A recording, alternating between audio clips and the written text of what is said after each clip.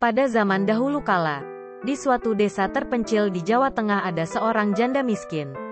Ia mempunyai seorang anak laki-laki yang bentuknya menyerupai periuk untuk menanak nasi.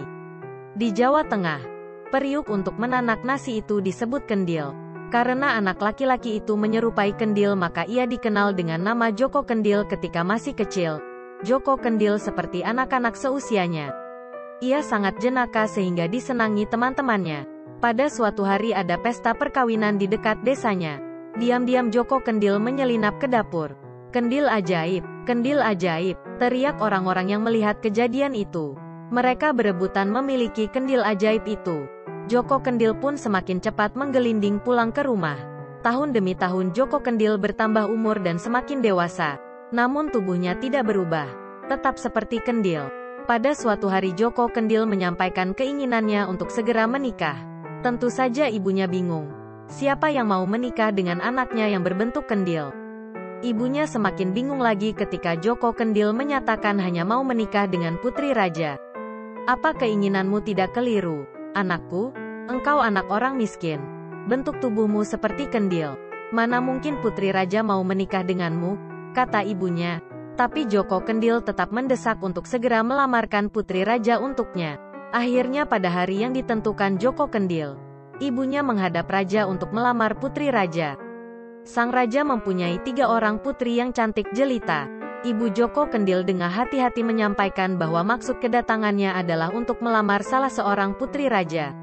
Sang raja sangat terkejut, tetapi dengan bijaksana ia menanyakan jawabannya kepada ketiga putrinya itu. "Putriku, Dewi Kantil, Dewi Mawar, dan Dewi Melati, adakah di antara kalian yang bersedia menerima lamaran Joko Kendil?" "Ayahanda, saya tidak sudi menikah dengan anak desa yang miskin itu," jawab Dewi Kantil ketus. "Saya pun tidak mau menikah dengan makhluk aneh itu.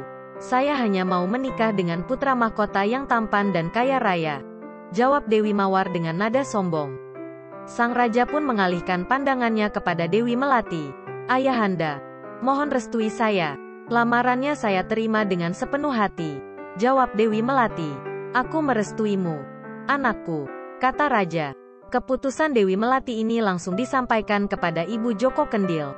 Akhirnya perkawinan Dewi Melati dan Joko Kendil pun dilangsungkan dengan meriah. Joko Kendil pun resmi menjadi suami Dewi Melati dan mereka hidup berbahagia. Namun kebahagiaannya selalu terganggu dengan ejekan dan cemoohan kedua kakaknya.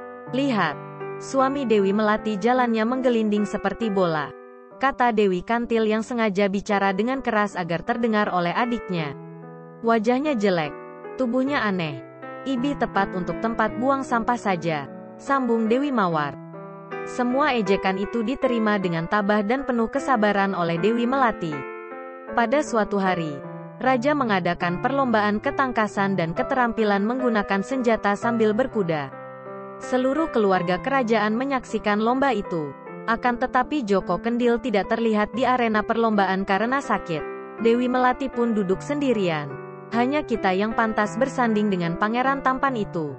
Lihat, adik kita sedang termenung memikirkan kendil pujaannya," ejek Dewi Mawar sambil mencibir ke arah Dewi Melati. Karena tak tahan menerima ejekan kedua kakaknya, maka Dewi Melati pun meninggalkan arena perlombaan dan lari ke kamarnya.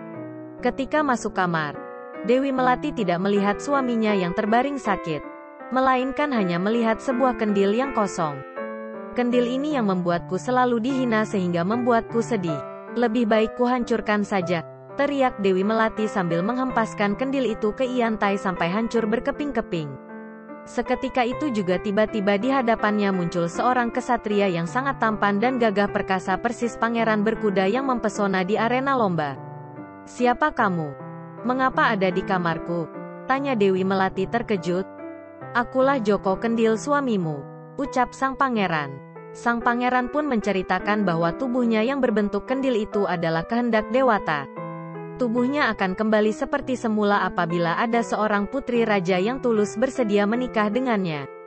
Dewi Melati begitu takjub mendengar cerita itu dan ia langsung memeluk suaminya dengan bahagia. Kejadian itu membuat Dewi Kantil dan Dewi Mawar malu sekaligus iri atas keberuntungan adiknya.